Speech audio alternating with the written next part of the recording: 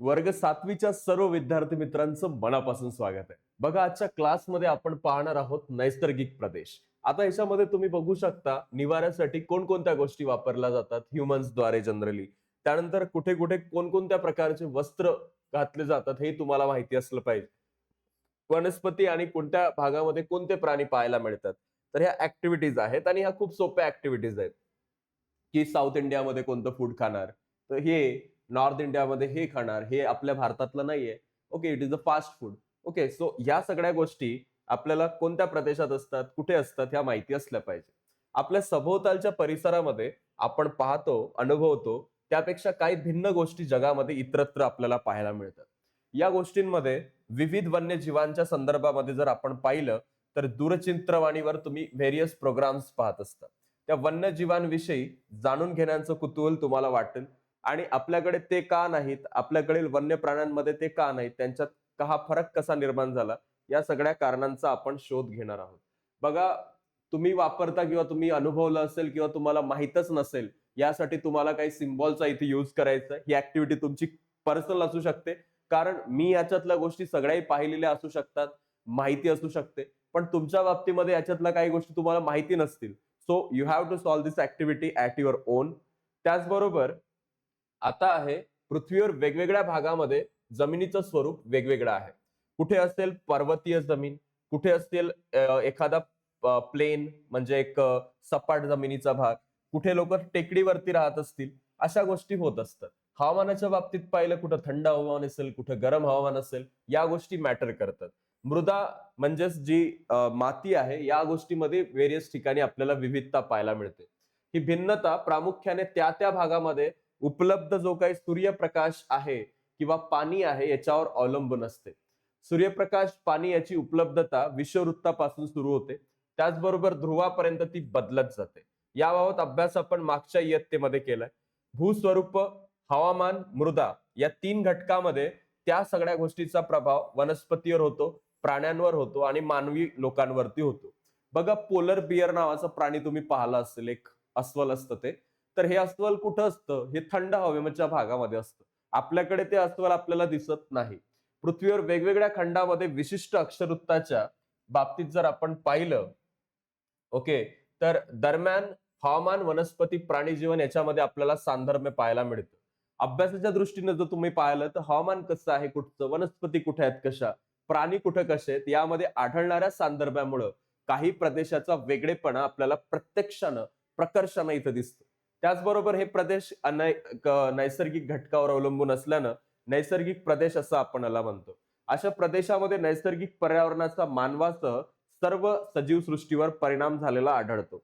पृथ्वीवर भूप्रदेश या नैसर्गिक प्रदेशात विभागला जातो आणि या तक्त्याचा नकाशाच्या आधारे त्याची तुम्ही माहिती करून घेऊ शकता. आता बघा, या ठिकाणी टुंड्रा नावाचा प्रदेश आहे. या टुंड्रा प्रदेशाचा हायलाइट इथं दाखवलेला आहे तुम्हाला वर. इथं तापमान जर पाहिलं तर 65 ते 90 अंशाच्या भागात आहे, तापमान नाहीये ते. ते अक्षरवृत्ताचा विचार आहे. अक्षरवृत्त ह्या ज्या पृथ्वीवरती आपण इमॅजिनरी आडव्या रेषा काढलेल्या असतात त्याला म्हणतो. उभ्या रेषा असतील त्याला रेखावृत्त म्हणतो. तर 65 अंश ते 90 अंश उत्तर अक्षरवृत्ताच्या दरम्यान हे आहे. ग्रीनलँड, उत्तर कॅनडा, युरोप आणि उत्तर आशियामध्ये तुम्हाला हा भाग पाहायला मिळतो. उन्हाळ्याचा सरासरी 10 अंश सेल्सिअस तापमान आणि हिवाळ्यामध्ये -20 ते -30 दरम्यानचं तापमान इथं असतं, कारण सूर्याची किरणं तिथं पोहोचत नाही. सरासरी 25 ते 300 पर्यंत इथं जे आहे पाऊस पडतो आणि अतिशय थंड हवामान हे असतं. त्यानंतरचा जो प्रदेश आहे तो आहे तैगा प्रदेश. सुमारे 55 अंश उत्तर ते 65 अंश उत्तर अक्षरवृत्ताच्या दरम्यान हा तैगा प्रदेश आहे, जो तुम्ही इथं बघू शकता. अक्षरवृत्ताच्या दरम्यान अलास्कापासून अटलांटिक महासागरापर्यंतचा आणि युरेशियाचा भाग याच्यात येतो. उन्हाळ्यातील तापमान सुमारे 15 अंश असतं ते 20 अंशाच्या दरम्यान असतं. हिवाळ्यामध्ये तापमान 0 अंशापेक्षा कमी आणि पर्जन्याची वार्षिक सरासरी 300 ते 500 एवढी असते. उन्हाळ्यामध्ये पाऊस, हिवाळ्यामध्ये हिमवृष्टी इथं होते. त्याचबरोबर गवताळ जर भाग पाहिला तर 30 ते 55 उत्तर दक्षिण अक्षरवृत्ताच्या दरम्यान खंडाच्या आतील ह्या भागात हे आहे. स्टेप्स म्हणजेच युरेशिया, वेल्ड जो नावाचा प्रदेश आहे तो आफ्रिकेमध्ये आहे. पंपास अमेरिकेमध्ये आणि हे गवताळ प्रदेश आहेत सगळे. प्रेयरी उत्तर अमेरिकेमध्ये, डाऊन्स नावाचा प्रदेश आहे ऑस्ट्रेलियामध्ये. तर हे सगळे प्रदेश त्याचबरोबर उन्हाळ्यात तापमान इथं 27 अंश सेल्सिअस आणि हिवाळ्यात 0 अंश सेल्सिअस पेक्षा कमी. पाऊस सरासरी 400 ते 600 एवढा असतो आणि बहुतेक पाऊस हा उन्हाळ्यामध्येच इथे पडतो. आता उष्ण वाळवंटी प्रदेशाचं जर आपण पाहिलं तर विषुववृत्तापासून 20 अंश ते 30 अंश अक्षवृत्ताच्या दरम्यान हा भाग आहे, त्याला उष्ण वाळवंटी भाग आपण म्हणतो. खंडाच्या पश्चिम भागात हे आढळतात. सहारा उत्तर आफ्रिका, कोलोराडो उत्तर अमेरिका, अटाकामा दक्षिण अमेरिका, थारचं वाळवंट आशिया, कलाहारी डेझर्ट हे दक्षिण आफ्रिकेमध्ये. तर हे वाळवंटी प्रदेश आहेत. उन्हाळ्यात इथं तापमान 30 ते 45 अंशाच्या दरम्यान असतं आणि हिवाळ्यात 20 ते 25. अतिउष्णता आणि अत्यल्प तापमानाने रात्री इथं खूप थंडी लागते.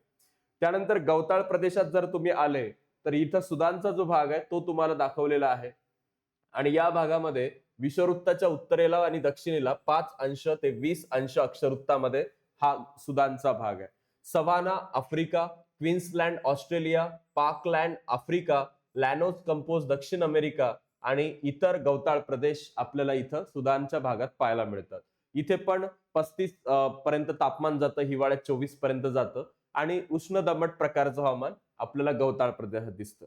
विषुववृत्तीय प्रदेश जर आपण पाहिला तर विषुववृत्ताच्या उत्तरेला दक्षिणेला 5 अंश अक्षवृत्ताच्या दरम्यान हा प्रदेश आहे.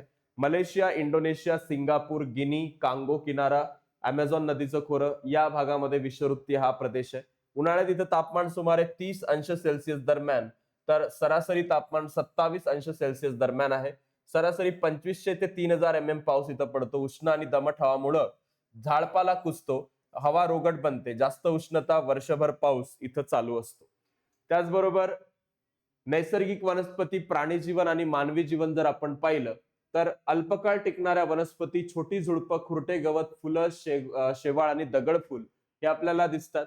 प्राणी जीवनामध्ये प्रत्येक भागाचं दिलंय, जसं ते टुंड्राचं दिलं होतं तसंच इथं टुंड्रामध्ये प्राणी कोणते आढळतात? अस्वल, कोल्हा, सील मासे, वॉलरस, मऊ दाट केस असलेले प्राणी, शिकार व मासेमारी, कातळ्याचे तंबू हे मानवी जीवन इथं आहे. लोकसंख्या खूप कमी असते.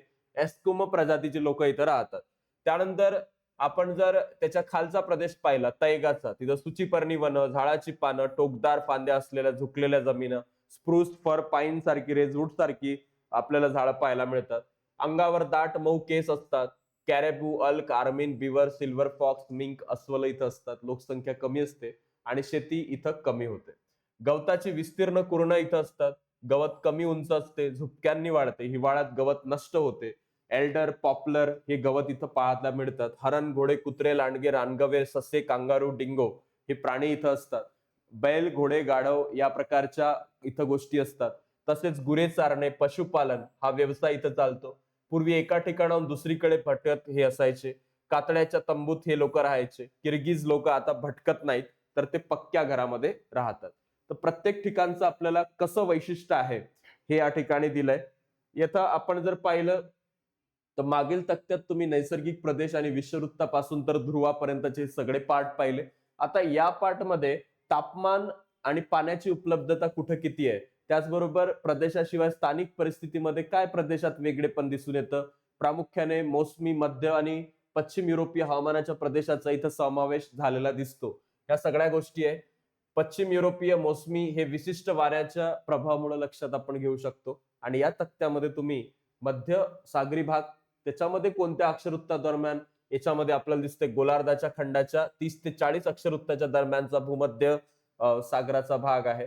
त्यामध्ये Portugal, Spain, Algeria, Turkey, California, मध्य चिली, नैऋत्य आग्नेय ऑस्ट्रेलिया आहे.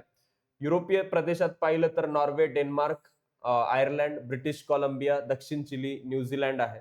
त्याचबरोबर विषुववृत्ताच्या उत्तरेचा हा जो मोसमी प्रदेश आहे 10 ते 30 अक्षरवृत्ताच्या दरम्यान, याच्यामध्ये भारत, फिलिपिन्स, वेस्ट इंडिज, उत्तर ऑस्ट्रेलिया, पूर्व आफ्रिका आणि मध्य अमेरिका आहे. पुन्हा इथं आपल्याला हवामानाचं सांगितलं तर त्यांच्यामध्ये उन्हाळ्यात किती टेम्परेचर असतं, हिवाळ्यात किती असतं आणि पाऊस कोणत्या महिन्यात कुठं पडतो, केव्हा पडतो हे आपल्याला निश्चित कुठं पडतो, अनिश्चित कुठं पडतो हे दिसतं. नैसर्गिक जर आपण वनस्पती पाहिली तर या प्रकारची झाडं इथं असतात. इकडे आपण भूमध्य सागराच्या भागात ऑलिव्ह ओक, चेस्टनट सारख्या आणि तिकडे आपल्याला ओक, बीच, मेपल सारख्या गोष्टी दिसतात.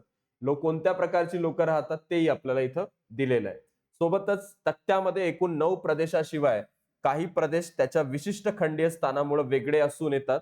जसं चिनी प्रदेश, सेंट लॉरेन्स प्रदेश इत्यादी. आणि या सर्व प्रदेशाचा विस्तार आकृती 6.1 मध्ये आपल्याला दिलेला आहे. आता इथं बघा, खालील प्रश्नाची उत्तरं द्या. अल्पकालीन वनस्पती जीवन असलेला प्रदेश कोणता? त्याचबरोबर क्रॉल करणारा नैसर्गिक प्रदेश कोणता? हिवाळी पावसाचा प्रदेश कोणता आहे? तर हे प्रश्न आपल्याला त्याच तक्त्यामधून शोधून भेटून जाणार. त्यानंतर वाळवंटी प्रदेशात काय करतात? तर पशुपालन करतात. वाळवंटी प्रदेशात लोकांचं जीवन कशा स्वरूपाचं आहे? भटक्या स्वरूपाचं आहे. गवताळ प्रदेशात मांसभक्षक प्राणी आढळतात. तर हे विचारू शकतात. त्यानंतर हे तुम्हाला माहिती आहे का? नैसर्गिक साधन संपत्तीवर केवळ मानवाचंच जीवन अवलंबून नसतं, तर पृथ्वीवरील सर्वच सजीव यावर अवलंबून असतात. नैसर्गिक प्रदेशामध्ये साधन संपत्तीचा वापर करताना आपण आपल्याबरोबर इतर सजीवांचा देखील विचार करणं आवश्यक आहे. तसंच वसुदैव कुटुंबकम ही कल्पना नेहमी आपल्या लक्षात असली पाहिजे.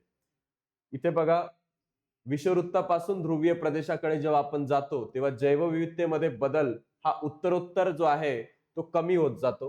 त्यामुळे साधन संपत्तीच्या उपलब्धतेबाबत मर्यादा येतात. याचा परिणाम मानवी व्यवसायावरही होतो. मान्सून प्रदेशामध्ये शेती, शेतीपूरक व्यवसाय केले जातात. विषुववृत्तीय प्रदेशात वनोत्पादनावर आधारित लाकूड, कटाई, डिंक, मध, रबर, लाख गोळा केले जातात. त्याबरोबर तैगा प्रदेशा वनामध्ये मऊ लाकूड आढळतं. इथे प्रामुख्याने लाकूडतोड व्यवसाय चालतो. टुंड्रा प्रदेशामध्ये फक्त शिकार, मासेमारी करावी लागते. गवताळ प्रदेशामध्ये अलीकडे वेगवेगळ्या नैसर्गिक प्रदेशामध्ये पर्यावरण आणि उपलब्ध साधन संपत्तीमध्ये खूप फरक असतो. साधन संपत्तीचा वापर हा त्या प्रदेशातील विज्ञान आणि तंत्रज्ञानाच्या प्रगतीवर अवलंबून असतो आणि त्याचप्रमाणे त्या प्रदेशाचा इतिहास व सांस्कृतिक जडणघडण याचाही याच्यावर परिणाम करतो. पृथ्वीवरील एकूण वाळवंटापैकी साधारण 25% वाळवंट हे वाळूची असतात. उरलेली वाळवंट ही माळरानासारखी कातडांनी, छोट्या छोट्या दगडांनी, गोट्यांनी व्यापलेली असतात. काही वाळवंटामध्ये उंच डोंगर किंवा चित्रविचित्र कातळ्याचे सुळके असतात. लडाख किंवा अमेरिकेमध्ये अॅरिझोना येथे वाळवंट प्रकारची आपल्याला याच्यात दिसतात. वाळवंटाहून वेगवान वारे वाहतात आणि तिथं टेकड्या तयार करतात. त्याला इंग्रजीत ड्यून्स असं म्हणतात. 200 मीटर उंची ते गाठतात आणि ते स्थिर राहू शकत नाही, ते नेहमी सरकत राहतात. इथं काही एक्सरसाइज वाले क्वेश्चन आहे. पश्चिम युरोपीय प्रदेशातील लोक सौम्य आणि उबदार हवामानामुळे उत्साही नसतात. तर या वाक्यामध्ये असं लिहू शकतं, हे चुकीचं आहे ते. तर हे व्यवस्थित करून पुन्हा लिहायचंय. प्रेयरी प्रदेशाला जगातील गव्हाचं कोठार असं म्हणतात. प्रेयरीला म्हणतात, की आपण ते गवताळ प्रदेश एक पाहिलेला होता त्याला म्हणतात. बघा, या ठिकाणी गवताळ प्रदेशाचे आपण प्रकार पाहिलेले होते आणि त्यामध्ये उत्तर अमेरिकेतला उत्तर अमेरिकेतला जो हा प्रदेश आहे, प्रेयरी प्रदेश, याबद्दल आपण थोडं डिटेलमध्ये जर आपण पाहिलं तर याच्यामध्ये कशा प्रकारची ही वनस्पती आहे हे आपण एकदा पाहूया.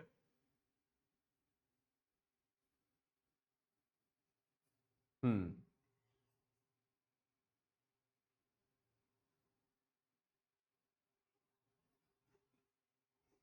आपल्याला ते इकडेच दिलेलं असेल खालच्या भागामध्ये.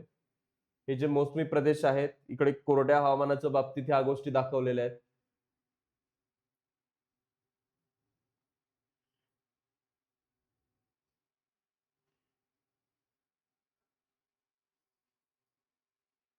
ओके. उलटा तर पार्ट मध्ये दिलं नाही त्यांनी ते. हम्म चला, प्रेयरी हेच त्याचं उत्तर आहे. त्यामुळे तिथं काही चेंज करायची गरज नाही, कारण तो एकच पार्ट आपल्याला गव्हाच्या याच्यासाठी, कोठारासाठी दिलेला आहे. त्यानंतर कोलोरॅडो वाळवंट आपल्याला मॅपवर दाखवायचं आहे. डाऊन्स हा जो प्रदेश आहे, कुठे होता तो? ऑस्ट्रेलियामध्ये होता. आणि त्याच्याबद्दल डाऊन्स इथे टाकून तुम्ही हा प्रदेश, गवताळ प्रदेश इथे दिसतो ते लिहू शकता. ग्रीनलँडचा लोकवस्तीचा भाग असेल, भूमध्य सागरी जो पार्ट आहे तो दाखवू शकता. ब्रिटिश कोलंबिया, ग्रीनलँडचा लोकवस्ती असलेला भाग आणि कोलोरॅडो वाळवंट. तर ह्या सर्व गोष्टी आपण या चॅप्टरमध्ये पाहिल्या. पुढील चॅप्टरमध्ये आपण याच्या नंतरचा जो पार्ट आहे त्याच्याबद्दल डिस्कस करणार आहोत. थँक्यू.